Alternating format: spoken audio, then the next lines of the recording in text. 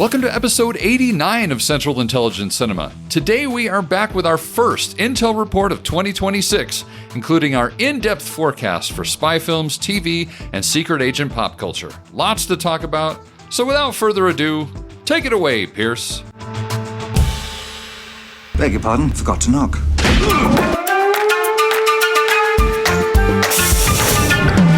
Welcome to the CIC, initiating security clearance. My name is Napoleon Solo. Bond. James Bond. Natasha Romanoff. Ethan Hunt. Felix Leiter. Elsa Faust. Identity confirmed. Now, pay attention, 007. Welcome to Central Intelligence Cinema, a podcast dedicated to spy movies and secret agent pop culture. Your mission, should you decide to accept it. Do you expect me to talk? I'm in the middle of an interrogation. This moron is giving me everything. Yeah, baby! Special agent, you're not having a very special day, are you? But remember, nothing ever goes according to plan. Tom, what do you think you're doing? Keep the British hand up, sir. The state will self-destruct in 5 seconds. Still recording from an undisclosed location for an unprecedented 6 years. It's a Central Intelligence Cinema podcast. I'm Jason Greenberg, and with me, as always, Ben Esslinger. Thank you, Jason. Thank you, Jason. And Happy New Year, and welcome back to the CIC. 6 years. Holy shit. 6 years? 6 years. 6 years of forcing the internet to listen to our ridiculous, inane bullshit. That's right. But welcome back to the CIC, the spy movie podcast that is taking you to the future. Hello, Marty. I couldn't imagine there'd be so much spy stuff coming in 2026. Could you? No, I don't know, Doc. It's kind of weird. You know, Marty, you actually sound worse when you're not doing me. I don't understand. Yes, indeed. Wow. 2026. We're both still here. It's crazy. Well, you know, every year I tried real hard last year to not make it, but I'm back. Every year since we launched this podcast, it hasn't been a sure thing. It hasn't. Even during the really peak years. You know, as they used to say in the old glory old Rome, you know, may you live in interesting times. Well, I'm sick of living in interesting times. I'd like to just go back to some boring times. Yeah, seriously. I'd be okay with that. But we'll get through it. We'll get through it together.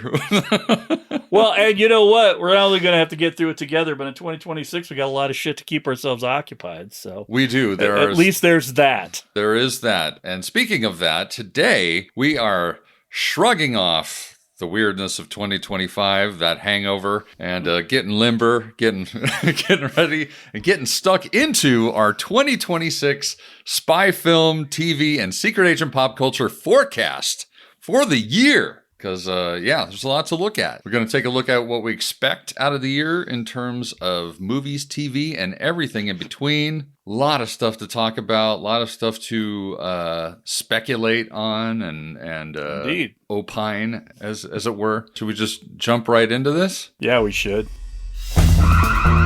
Looking for a news story? Impress me. Transmitting CIC Intel dossier. They'll print anything these days. Okay, so we're going to start off with TV because there is a ton of TV. Spies are they've kind of moved away from film just a little bit for the time being. Ever since Mission Impossible has sort of died down, we're kind of in this lull. It's kind of the calm before the storm of Bond looming out there somewhere in the unpredictable ether. The Amazon ether. The Amazon ether, yes. But there's a lot going on in TV, man. And we're just going to first start off with things that are either already out or will be out soon. And it's some pretty good stuff. We've got the first out of the gate here. We've got the Copenhagen test, which is already out. I'm already 5 episodes into this, Jason, and I actually really like it. There's some tech in it that's it's very sus, because it's got nanites in it. But The thing about it is even though there's nanites in it and the premise is a little weird from a tech perspective, it's acted really well. It's written really well. I'll give you the breakdown here. So this espionage thriller series follows first-generation Chinese-American intelligence analyst Alexander Hale, who is played by the excellent Simu Liu, who realizes his brain has been hacked. Oh, no. That's right, giving the perpetrators access to everything he sees and hears. Caught between his shadowy agency and the unknown hackers, he must maintain a performance 24/7 to flush out who's responsible and prove where his allegiance lies. Also in the cast is Melissa Barrera as a pseudo-love interest named Michelle, as well as Sinclair Daniel, who plays an analyst named Parker. She is fantastic, by the way. And Parker sort of knows Alex better than anyone else because she has access to these these nanites that basically record and transmit out. Basically, his head is like a Wi-Fi transmitter, more or less. And so it so sends... I guess that's it for the porn then, huh? Yeah, no more porn for poor Alex. But yeah, this was released just after Christmas and it's currently on Peacock. But yeah, it's... for such a weird premise, because part of me was like, okay, how is it that these nanites or whatever, how are they only seeing and hearing everything, but they don't have an access to his inner brain workings? They only have access to his sensory things. And then I was thinking, they're like rooted somewhere in the optic in the aural nerve that just taps the information directly, right? And acts as broadcaster. Okay. Sure. Yeah, something like that. So it's when they finally make nanites, what's going to be the next thing they make up that's not nanites that you have to roll your eyes at? Yeah. So it's a little, like I said, I mean, that part of it's a little hokey, but I get past it just because Simu Liu is so good. He's so good in this. And the writing is actually quite good. It's not, granted, you've got this huge tech thing that you have to sort of see past. Sure. But they don't litter it with any other, like, unbelievable tech. That's the only unbelievable tech that you have to grapple with in this universe. Everything else is pretty grounded, and so it's decent. It's a decent show. Okay. Like, it's definitely something that'll get you through the early part of this year if you got a spy fix. Does it feel like it's leading to be ended in one season, or does it feel like they're going to keep beating the horse until it's finally dead? I think there's definitely a possibility that it could end in one season, but I feel like NBC would not do that. You know what I mean? Yeah, you remember back like in the early 2010s when the golden age of TV began and we were getting all of this good stuff on cable. Yeah, like Game of Thrones and all that. Yeah, but we would get these randos that were just like 8 to 10 episodes long and they were done. Yeah. Long form movies that really gave the characters room to breathe and the story to build. Yes. And then it was done. You didn't have to wait for season 2. You didn't end on a cliffhanger. Well, I wish. You constructed it, you architected it in a way that you knew that you were ending, and so you built the story that way so that you didn't. And now I think what has happened is because the networks got into streaming. Yeah. Amazon got into streaming. And Amazon used to be one of the purveyors of that sort of customized extended movie format. But once it started becoming competitive and we started dealing with ratings again, however they measure that shit, we started getting to episodic stuff, which is horrible. I've watched so many things assuming the way they were writing it was going to be over after one season, then at like the end, there's a cliffhanger. We're like, fuck off and die. Right. Yeah. The Old Man was like that. Yes. Yes. I'm like, they're going to end this in the first season. It's going to be one of the most perfect things I've ever watched. Nah, we'll do a season 2 and then, nobody watched? I wonder why. Yeah. It's because it should have just been a single season and it probably should have ended with Jeff Bridges' character probably dying or something. Exactly. Yeah. Would I have cared? It would have bugged me a little bit, but then it's a resolution. I can move on. Exactly.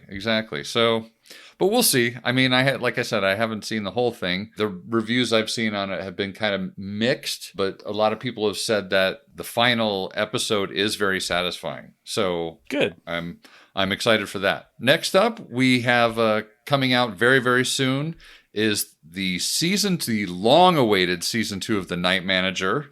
Woo! Yeah, January 11th. Although it's actually already out on the other side of the Atlantic, but us Yanks, we got to wait until the 11th. So that's on BBC One. I believe it's on Prime in America. But yeah, back is Tom Hiddleston in the role of MI6 informant Jonathan Pine, and Olivia Colman as MI6 intelligence officer Angela Burr. So, See, I'll watch anything that either of them are in, and with both of them in there, it's almost like I have to watch it now. Yeah, exactly. Not to mention the trailer is so saucy. I'm like, well, hello. My goodness. Ooh, my. Yes. So, very excited to see how that turns out. Next up, this is a really interesting find. As I was doing my research, this is going to be an interesting show. So this show is called Ponies, and it's on Peacock. It starts January 15th. This is great. So Ponies stands for Persons of No Interest. So that's the whole idea. But so the synopsis is that in Moscow, 1977, which already is a good start. We're already setting it in the Cold War, so it's already a good start to this idea. So then we've got two quote unquote ponies, persons of no interest, work anonymously as secretaries in the American embassy. That is until their husbands are killed under mysterious circumstances in the USSR, and the pair become CIA operatives. So essentially, their husbands were spies who both got offed. And because the Central Intelligence Agency is such an excellent place, it's like, let's pick two heavily inexperienced people, give them one training montage, and they will be ready to go. That's right. Because the CIA invented the training montage back in 1956. I would love to see the CIA's training montage. Well, I think all you would have to do is watch The Assignment, wouldn't you? There's a lot of forage involved. Either The Assignment or, what was that one that we watched? Who Dares Wins. Remember that one? Yes. Holy cow. That training.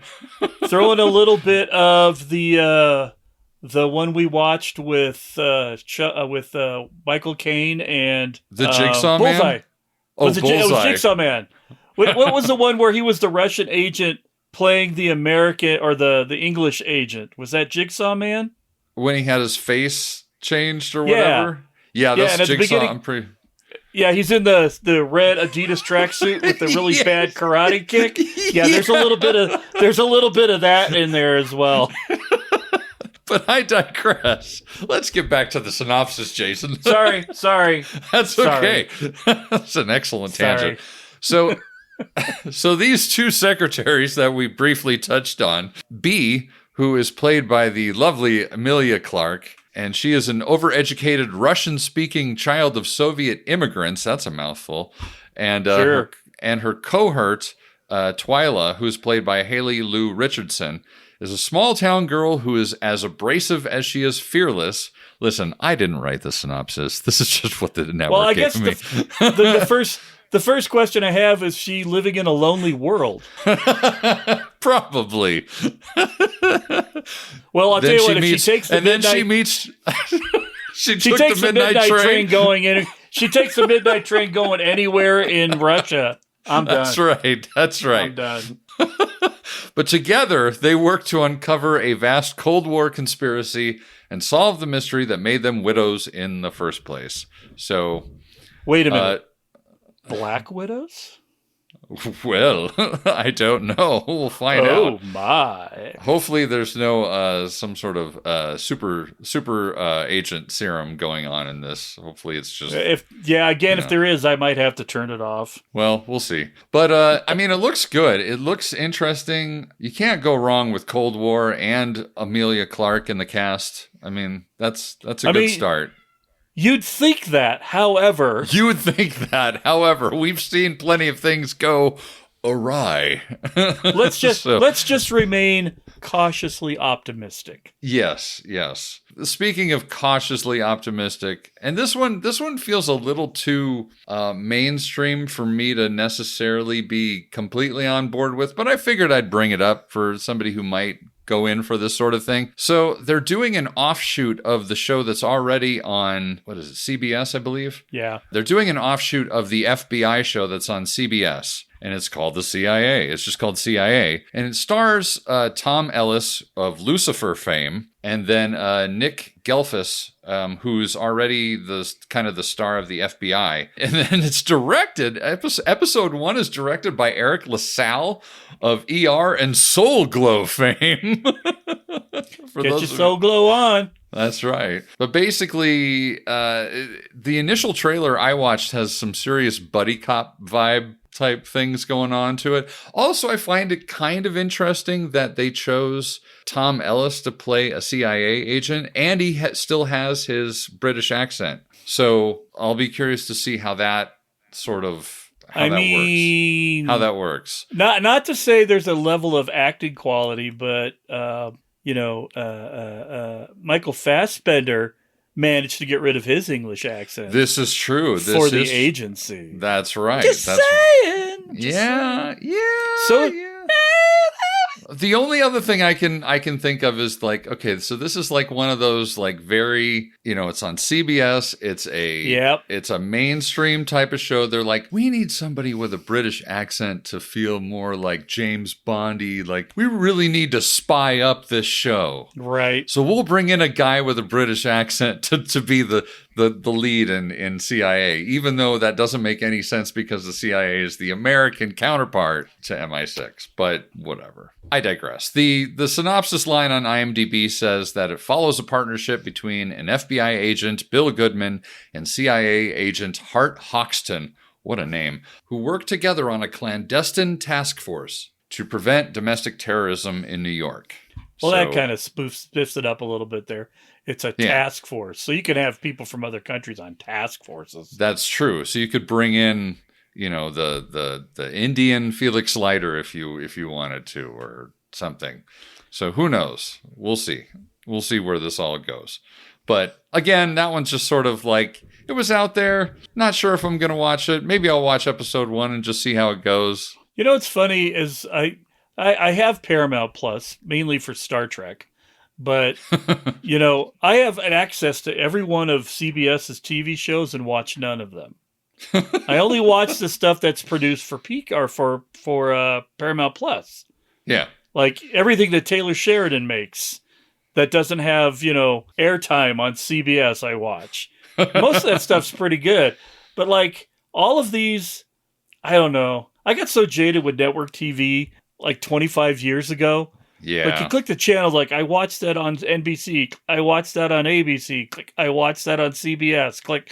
Like nothing was anything at all that was interesting anymore. Yeah, I will say I feel like Peacock is kind of making a turn for the better, at least as of recently. I feel like they've done some interesting stuff. So somebody at Peacock finally went, well, maybe we should just have our own shit that's good. Yeah. And then if people want to watch the rest of it. But honestly, the only thing I watch on Peacock that isn't Peacock produced stuff is SNL. So, and the occasional Universal movie that comes out, right? Yeah. So same sort of situation. Yeah. So next up, we've got this I'm putting into the category of things we're pretty sure are going to come out, but we don't know exactly when in 2026. And the first one, of course, I got to talk about is season 2 of Black Doves. Hell yeah. Which, I mean, season 1 was fantastic. Production on Black Dove season 2 began around November of 2025. And they've also added some new faces to the mix. They've got Ambika Mad, who was in One Day. Nev Campbell is in this season. Wow. Babu Sisse from Alien Earth is going to be in this. We've got Sylvia Hoeks from Blade Runner 2049. Sam Riley from Control. Garan Caustic from Canary Black and Ant-Man and the Wasp, and Samuel Barnett from a show called Lee, which I'm not familiar with, but... And I'm assuming that Natalie Ridley Knightley is still the main actress? Yes, of course. Keira Knightley, Natalie Portman, the vortex Daisy of Ridley. Natalie Portman. Yeah, Daisy Ridley, the vortex of brunette good actors who are... that all kind of looks... That vary in heights, but all look about the same. That's right. Okay, good. So she's back. I look forward to watching one of them in this show. So the write-up in Deadline reads, Knightley's Helen is still betraying her nation's secrets to the Black Doves, But after the misadventures of last Christmas and with her husband Wallace preparing to become a prime minister, she is walking a more treacherous line than ever, as Helen's enigmatic handler, Mrs. Reed, is ensnared in a ruthless plot to undermine her position in the Black Doves. Helen is reunited with her best friend Sam, played by the amazing Ben Whishaw, probably the best part of the show. Agreed. The once high-end Triggerman is now reduced to lonely drinks in Soho bars and low-rate hits, which I look forward to seeing. Absolutely. As they search for answers, loyalties are weaponized, trust is shattered, and the fight to protect the people they love could cost everything. Maud plays Layla, an acerbic and anarchic Black Doves agent who is sent to help Helen on a mission. CIC plays Mr. Kanta, a Black Doves executive with suspicious motivations, and Riley plays Patrick, an emissary from a mysterious organization who offers Sam a lifeline. So, wonder if it's Smersh. Smersh. maybe Spectre. Yes. Perhaps Chaos. That's right. Could be Chaos. But yeah, excited to see when this comes out. I'm guessing since they're still in production on it, it's probably going to be a late drop this year, but we'll see. Hopefully we still get it within this year. Next up, we've got, I know Jason's excited for this one, The Agency, Season 2. And I know that they started filming in April of 2025. So are we about to have another Max Bender summer, Jason? I hope so. Max Bender! So not a lot of official word on this yet, but it sounds like it's coming. That, of course, is on Showtime. Oh, yeah. We will see how that sort of pans out. I feel like we're going to see that in end of May, beginning of June. Yeah. The next up, fans of Slow Horses should be pretty happy as well. Filming Wrapped on Season 6 in February of 2025. So we should definitely see it hit Apple TV Plus. Right now, by most accounts, it's saying that it's not coming until the fall. This season actually adopts 2 different books from Heron's series.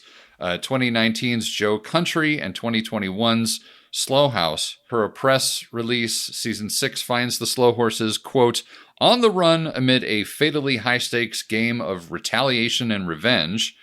Also, it sounds like we're getting a bit more action this time around. I know there were some critics of Season 5 that say they played up the humor too much, which even for me, I felt like Season 5 was almost too funny. Like, there were some moments where I was like when there's a moment that fans of the show will know when there's this paint bucket drops on this guy and kills him, and it's played for yucks a little bit more than I would have preferred. I'll just say that. Well, they haven't tried to jump the shark until Muppets show up. So that's right. Count your blessings. That's right. But Season 6 finds the Slow Horses with a bit more action and has been described as high octane by 2 different cast members.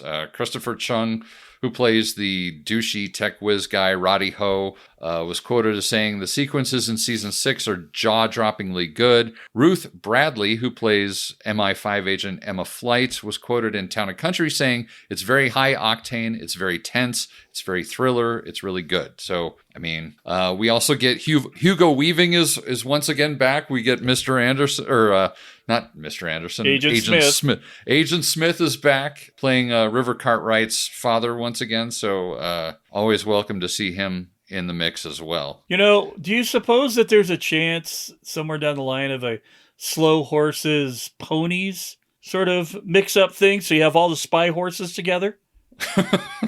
I mean, the thing is if we did that at that point they'd have to recast the members of Ponies and get really old ladies to play the ponies, because Slow Horses takes place in the present. Mm-hmm. And Ponies takes place in the late 70s, so we could do it. But it could be interesting. We could do it. We could do it. Next up, I found this little 4-part spy thriller that is coming out on ITV called Betrayal, which is set inside MI5 and follows John Hughes and his partner Claire. Hughes is played by Sean Evans, and he's an officer trying to juggle a rapidly shifting threat landscape with a strained home life. Who doesn't relate to that? Just saying. Acting on a hunch, John approaches a British Iranian man with gangland links who claims to have information about an imminent attack on UK soil, an encounter that goes badly wrong and leaves John facing an internal investigation and pressure from his superiors.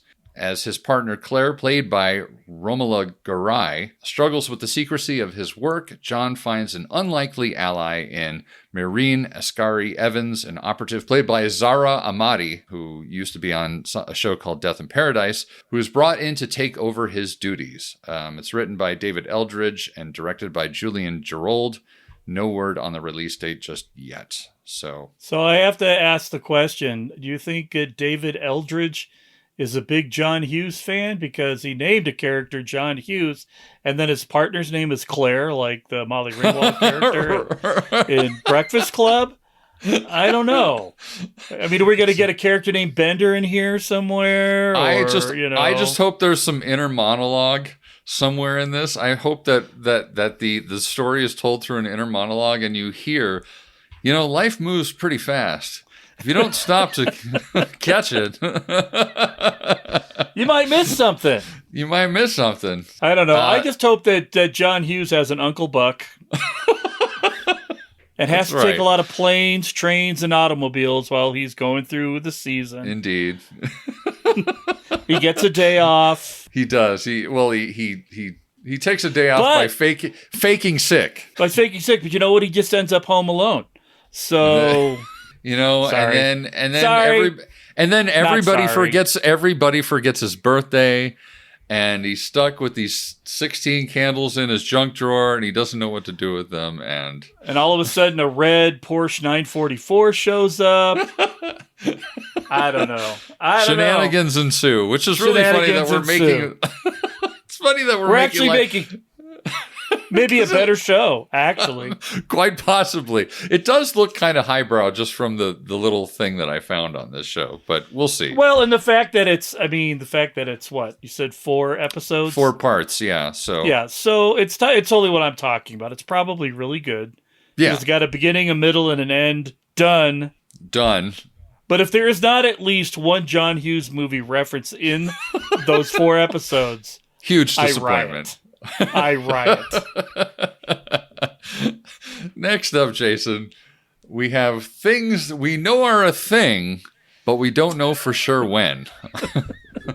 So the first up, we're getting some John le Carre back on TV. It's a series called Legacy of Spies, which is going to be on BBC and MGM+. The series was first reported to be on the marketplace back in March, when Matthew McFadden of Pride and Prejudice fame was attached to play legendary spymaster George Smiley, which, interestingly enough, as he's aged, like I saw a new picture of Matthew McFadden, and he looks an awful lot like Alec Guinness did when he played George Smiley back in the day.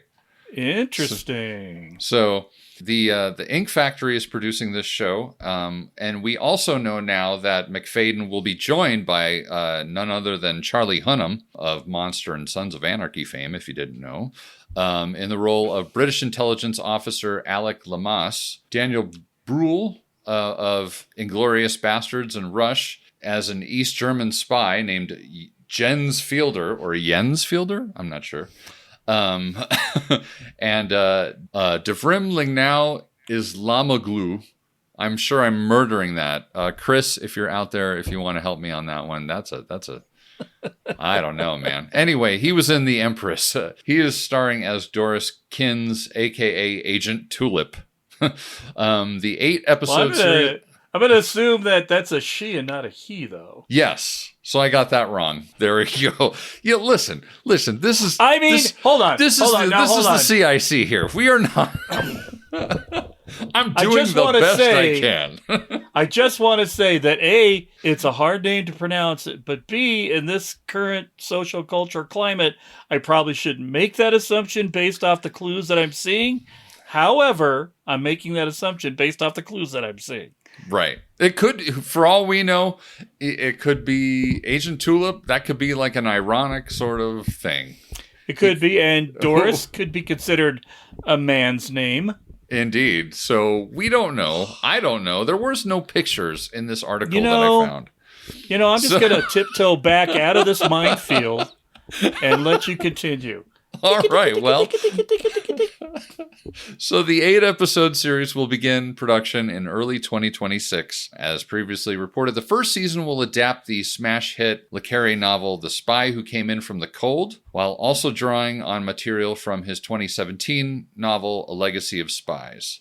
So we probably won't get this one until 2027, but it's something that's sort of in the works. Well, that'll be awesome. Yeah, I think that'll be good, for sure.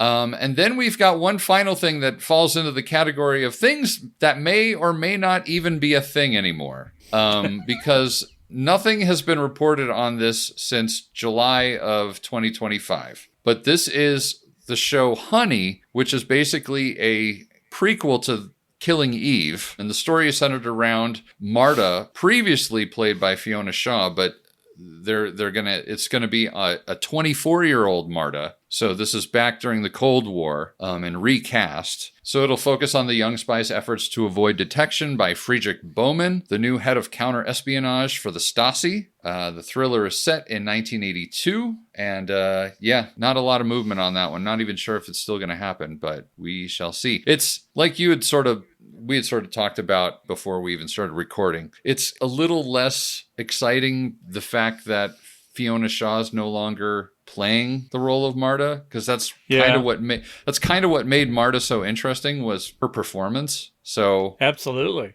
So but, we'll see. I mean, if you get good writing, but it's a great character. Yeah. And you bring in an actress that can really nail the part. I mean, I don't know. It just almost feels like it could be a movie and not a TV show. But right, I'm not sure if they're still, because Killing Eve was originally, wasn't it written by Phoebe Waller-Bridge, I believe? Yep. And so I don't know if she's still around for this prequel or not, and whether or not the writing lives up to the way Killing Eve was. We'll see. Yeah, but this feels like it would be a different tone, right? Yeah, that's true. That would be out of place with the character as presented in the Killing Eve story. Although, I guess she had a bit of a humorous side to her, but I mean, that was the appeal of Killing Eve, was you could definitely hear Phoebe Waller-Bridge's voice in the whole thing. You really could. There was always this little edge of cynical humor kind of riding through it. Exactly. But that is the big list for the list for TV. Benjamin. We do not have lists on the shows. No, we don't. We have numbered items. Organized lines of data. That's right. Organized lines of data. There are no lists. We don't say the L word around here. As they say in 1950s Cold War movies, they are verboten, mein Herr. I don't know if they say that or not. Sure. They also say that in other parts of Germany, I'm sure. But, that's less gendermain to what we do here. Yes. So, as far as spy movies that may or may not come out this year, but pretty sure at least 2 of these on this organized dossier full of text. The first one being Fortitude, which we talked about last time, which we're both very excited for because it's Nicolas Cage in a spy movie. Exactly. And it's set in World War II. Exactly. And it's based on the guy that, Yugoslavian playboy Duško Popov, a real-life double agent who is said to have inspired Ian Fleming's James Bond character. What more do you want? I mean, it's gotta be, I just can't wait. And it's directed by the same guy who did Con Air. And Art Malik's in it. And Ben Kingsley's in it. And Ron Perlman's in it. What is not to like about this? I mean, this movie could be a typical Nicolas Cage movie and be horrible, and it's still going to be good. Absolutely. Or it could be that rare flower of an amazing Nicolas Cage movie that's going to still be good. There's no way on any level this movie could be bad. No. Not in a way that is unentertaining. Exactly. It could definitely be bad on a lot of other things, but watchability, it will not be unwatchable. That is very true. So whether or not this comes out, you hit it on the head. We were talking earlier this week. Whether or not this movie comes out may be dependent on whether or not Nicolas Cage is in line for a Best Actor nod for his John Madden movie, the biopic that he's doing as John Madden. So right. if they push hold on this movie to see how he does in the Oscar race, or whether he gets nominated for an Oscar, that may determine whether or not Fortitude comes out, but maybe not. We'll see. I mean, hopefully it comes out, because, man, it's a little thin for spy movies this year. So I got to tell you, I don't think there's anything out there that could stop a Nicolas Cage movie from actually coming out. Nothing can stop Nicolas Cage, period. Right, because, he's had a couple of movies go direct to video, right? Right. But for the most part, all of his movies still get limited release. Yeah, so all I know is if this comes out, whenever this comes out, actually, we are going to fast track a review of this movie. We absolutely are. I will have to telecommute not telecommute, but physically commute to the undisclosed location rather than working at our satellite undisclosed location. And yes. We will have to review firsthand, much as we did with the final Mission Impossible movie. Because this one, like the last Mission Impossible movie, unprecedented. Unexpected. And unable to not watch. Indeed.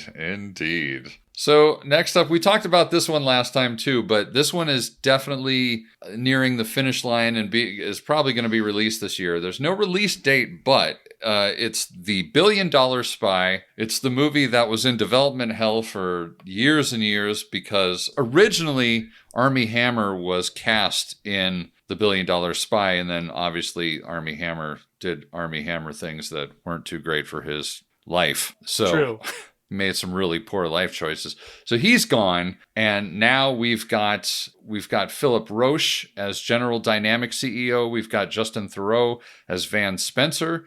The excellent Rufus Sewell from The Diplomat is there as Gus Hathaway, and then we've got Russell Crowe as Adolf Russell Crowe as Adolf Tolkachev. Woohoo! And Willa Fitzgerald as May Lenehan. So that is quite a casting. Well, no idea what it's about, but they certainly got a bunch of people to show up.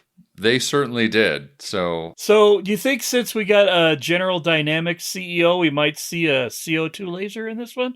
Now that Armie Hammer's out, or...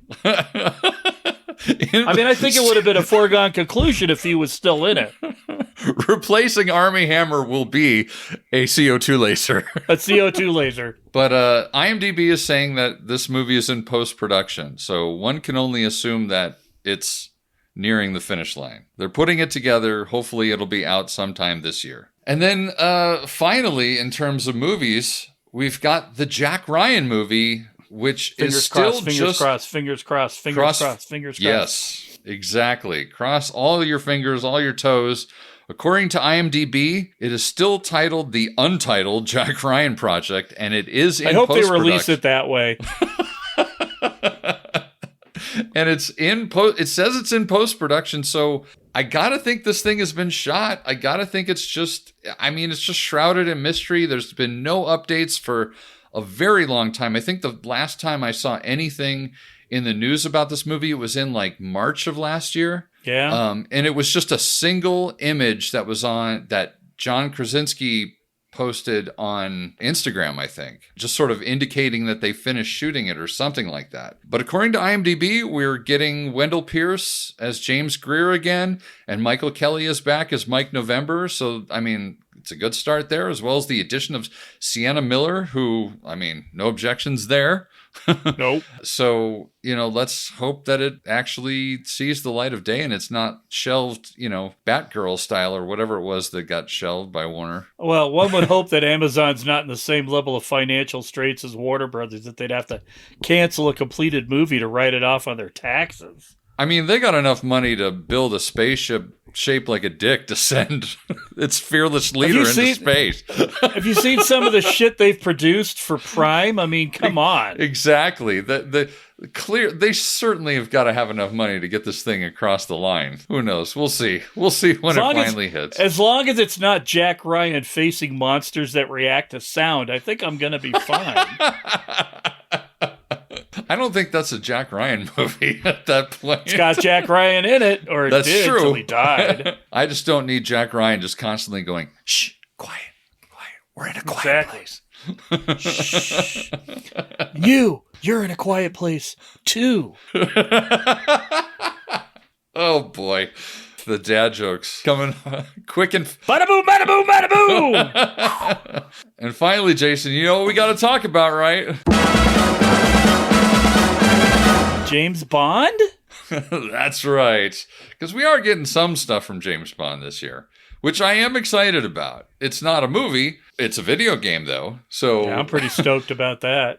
Yeah, so we've got 007 First Light, which, while being delayed 2 months, I mean, work the kinks out. That's fine. It was delayed 2 months. It's now coming out May 27th instead of, I believe it was initially March 27th. But it looks great. The trailer was amazing. Now we've got Lenny Kravitz sexing it up as a villain. We'll see. I don't know how interesting that is, really, but whatever. As long as we don't get in the final boss battle, they're fighting it out in the lair, and he pushes a button to get down a secret entrance and goes, "I've got to get away," and then he pushes the button and he goes, "Oh yeah!" as he slides down the tube. And then also, it might be interesting too to see if Lana Del Rey really is in fact doing the theme song for the game, which would be kind of cool. It wouldn't surprise me. It looks like they're throwing a lot of cash at this game. Yeah, especially now that Amazon has taken control of the whole franchise. I'm excited, though. I'm excited for that game. It'll keep all us Bond heads busy while we wait. While we patiently wait. For me, who likes, still a pretty avid gamer in my civilian identity, yes. It would be nice to have a decent series of 007 games, not just ones based off a movie, yes, or something like that. Because the last decent one I played was From Russia with Love, and that was 15 years ago, maybe 20 years ago. It had to be 20 years ago. Yeah, so it's it's long overdue, and it'd be great to have something that could have a couple iterations to sort of build on. And I'm not going to get there was.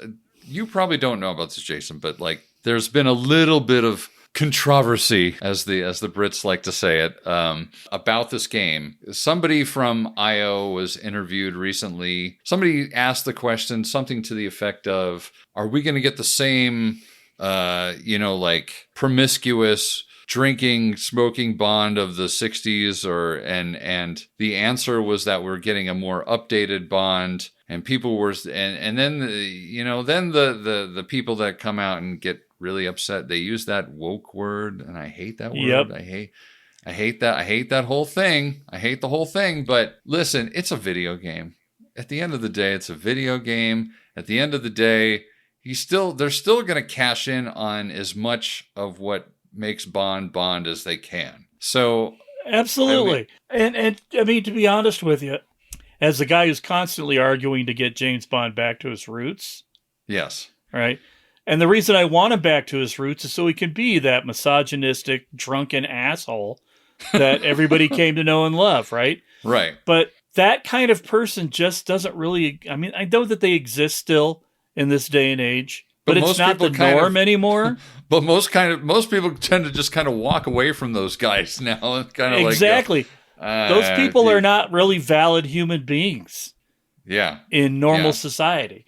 And I mean, at the end of the day, if nobody was watching the last 5 James Bond movies, the underlying current of 4 of them was human intelligence is kind of irrelevant now.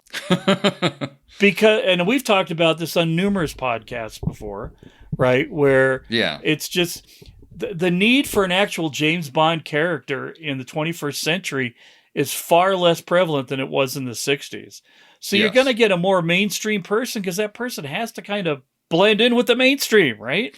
Right. They have to exist in the world as it is today. So Yeah. You're always going to get more Ethan than you are James in spy stuff really now. And that's something James Bond had to course correct to get to be more like Mission Impossible. I mean, and that doesn't mean that, I mean, he can still be kind of a bit of a Lothario and not be problematic. You can do those two things can coexist at the same time. So he could still seduce women, have sex with them, and leave them dead on a beach. You just can't smack their ass anymore.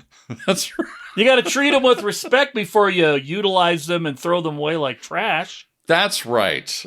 And maybe nowadays, James Bond's going to feel a little bad about it. Maybe. He might have some guilt. He might wake up the next day and be like, maybe he wakes up the next day and went, probably shouldn't have done that. And then he just goes and has some coffee, very black. So... Sure, we'll call it coffee. Yeah. But that's all I got for that. I don't want to talk any more about the W word. So next up on the list of Bond expectations in 2026. This, honestly, I put this on the list because it's just my hope. Because I don't know anything. I haven't seen anything in the news about it. But for me, it's just a hopeful thing. I want more Hot Toys. I want more... action figures from Hot Toys about James Bond, because all they've released so far are 2 from the same damn movie, No Time to Die, arguably my least favorite James Bond movie of all time. So can we just do some other Bond movies? They could even stay in the world of Daniel Craig. Just give me either a Quantum of Solace Bond or give me a Casino Royale Bond. Honestly, I'm surprised they didn't start with that. It probably would have been more popular. Well, I'm not. Because Big Chief already made a couple of those. And I think they were following the line. They didn't make Casino. They didn't make any Daniel Craig ones. Big Chief didn't. I thought they made Skyfall. No. Well, to be honest with you, I mean, there's definitely going to be more coming, especially if this one sells. They just released a Temple of Doom Indiana Jones that they've never released before. Which looks amazing, P.S. and by the way. Right.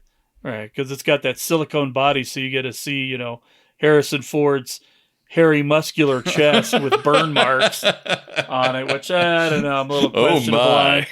Oh, my. It can go with my old Dynamic Heroes one that I got from 2006 or 2006.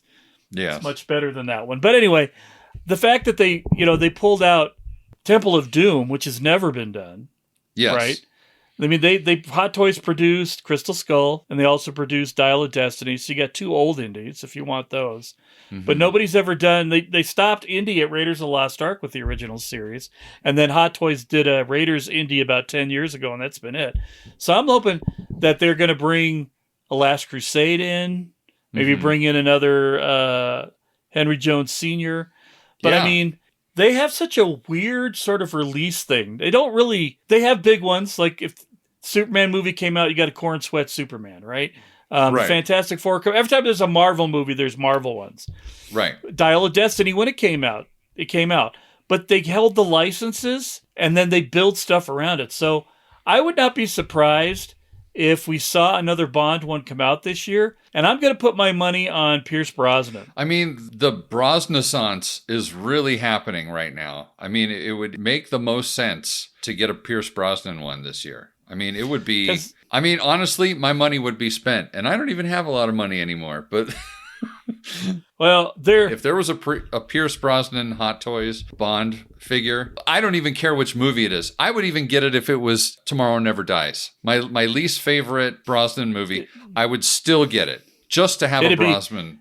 It'll be Goldeneye, will be my guess. It would have to be. I mean, I gotta think. And if they put out a Dalton one, I'm buying that. Oh my God, are you kidding? Yeah, obviously. You give me a Timmy Tim in a tuxedo, I'm all there. Oh yeah, hell yeah. Especially if it's Living Daylights, where he has the good hair, not the weird vampire hair from License to Kill. And I'll tell you what, if they make a Robert Davi action figure, I'm looking forward to the sculpting on those pits on his face. I'm telling you, I need that. Absolutely, I need that in my life. All in, my friend. But when you think about it, if they really do beef this up, because we don't need another Sean Connery. The one that Big Chief did was amazing. Yeah. And the Big Chief has done 2 Connerys. Yeah. And one Roger Moore, right? Yes. So I could see an older Roger Moore. Like, let's do a Moonraker Roger Moore and then A View to a Kill Roger Moore. That would right? be amazing. Oh, my gosh. So you get the full stage of Moore across the board, right? But you get him in the tux holding the laser, right, for the Moonraker one. That'd be but incredible. the really nice thing, the potential there for the villains, but also for the Bond girls, because Hot Toys makes good female figures that don't look janky. Yeah, it'd be incredible. I just hope that that doesn't just fizzle out and become a nothing burger. You know, I hope that they continue on and give it a chance, because I feel like they maybe I'm wrong about this, but I feel like they shot themselves in the foot by just leaning into No Time to Die so hard, because I don't think that's where the money is. So. But it may have been the only thing that could get licensed to a proof of concept. That's fair. Maybe that's all. Maybe that's all that Amazon was like. Well, show us you can make money with the movie everybody hates. Well, I mean, this is you got to remember this license happened before Amazon took over. So Babs was still at the wheel. Okay. So Babs was still at the wheel when this first happened. So right. It would make sense that she would want a Daniel figure first, probably for her own collection. You're not wrong. I'm awful, but I'm not wrong. No. Well, I guess time will tell. Really, the best thing that could possibly happen is this really takes off, and then Hot Toys does what they do sometimes, which is build 1/6 scale cars to go with the figures. Oh my! And then we get we get a Roger Moore with a submarine Lotus. Oh, jump back! Holy cow! That'd be amazing. Or at the very least, an AMC Hornet that comes with a slide whistle. Well, you know what they're gonna make just to irritate all the longtime Bond fans. They'll roll out yet another DB5. Yeah, but there's a DB5 that's going to cost you about $700 that your action figure fits in. Yeah. It's not like that $12,000 Elite Edition that weighs 800 pounds and, whatever else. Hey, there's Batmobiles and DeLoreans and Ecto ones out there that go with these things. I want every single one of them. I have none. This is true. So if they manage to pull out some sort of a convertible Aston Martin for the Timmy Tim, I'm all over that. Oh yeah, I mean, holy cow! If they brought out the Aston Martin V8 to fit Timmy Tim into, would be, I don't know if I'd ever be able to afford it, but if I could, We'll go in halfsies on it. When I come out to the undisclosed location, I'll play with it and I'll put it back. There we go. It'll be like the Stanley Cup. We can each have time with it. There you go. But no champagne drinking. That's right. No champagne drinking the V8. In the V8 room. There's no champagne in the V8 room. That's right. And then finally, in terms of Bond things that we can expect in 2026, I'm expecting some updates on the film, finally. Because one would hope, because as we all know, Denis Villeneuve is finishing up Dune 3, Electric Boogaloo, and we're I gotta think at this point, once he's done trotting out Dune 3, he can start really putting all his attention towards the next Bond movie. In the meantime, Stephen Knight has been working on the story already. Hopefully, who knows? Maybe we'll even get a casting. We'll start getting some casting news. Maybe we'll even find out who the next Bond is going to be. I just think that this is the year that the Bond engine starts really revving up, and Bond fans will finally have something to chew on a little bit as far as what's coming forward. There'll actually be a little bit of hope, maybe. A little bit of hope. That's what I'm hoping for hope. I'm hoping for hope, Jason. For hope? That's right. You have the hope that hope will hopefully appear. That's right. And then that's pretty much it. But one last thing I am excited for this year, Jason, is Us. Is more Silly Spy shit. Because I think 6 years and going strong. 6 years going strong. I feel like this is going to be a good one. I feel like I'm settled in the new. I'm in the new location. I'm in the new undisclosed location. This is now the third undisclosed location. but I'm settled into it now. And so I think we're ready to rock it out this year. I really do. Absolutely. Everything from Bond to George Smiley to your request, perhaps, tens of listeners. In fact, I should even mention that we received a bit of email from one of the new tens, a brand new 10, who requested a movie that we will probably be reviewing a little later on. So yes, if you have something that you would like to have us cover, please, you should reach out. You should get in touch. You should interact with us, because if there's one thing that if you're new to this little podcast that we do, we beat you over the head with, please interacting with us, because that's what we kind of thrive on here. So you can get in touch with us through Instagram. My DMs are open. It's Central Intelligence Cinema, separated by underscores. It's the same on Threads. On Blue Sky, we're cicspypod.bsky.social. On email, we are cicdeaddrop@gmail.com. There's a whole slew of other socials we're on, as well as our YouTube channel, and you can find links to all of them at the bottom of the show description of this and every episode that we have. Yeah, get in touch. Let us know what you're most excited for this year in spy movies, TV, whatever it is. Let us know your thoughts, what your predictions are for 2026. What kind of shit we're gonna get stuck into. Yeah, let us know if you're all. Let us know if you think we're all full of shit and you have better ideas. That's right. I mean, we'll tell you one thing: we're not scholars here. We don't know really anything. We're flying by the seat of our pants. We really kind of do. It's just, we're just two guys. You could weigh in. We are just two guys who like spy. Well, I really like spy movies. You just like movies. And hanging out with you. And hanging out with me. Well, thanks. Jeez. We're just here to talk shit and engage. So please join us. But anything else, Jason? Any other thoughts? No, that seemed like a very full and satisfying intel report. Yes. Very good outlook for this year. But that, Indeed. I think, is everything in the dossier for now. Agreed. So with that, I'm Ben. And I'm Jason. And the CIC will return with more missions, more martinis, and more mayhem.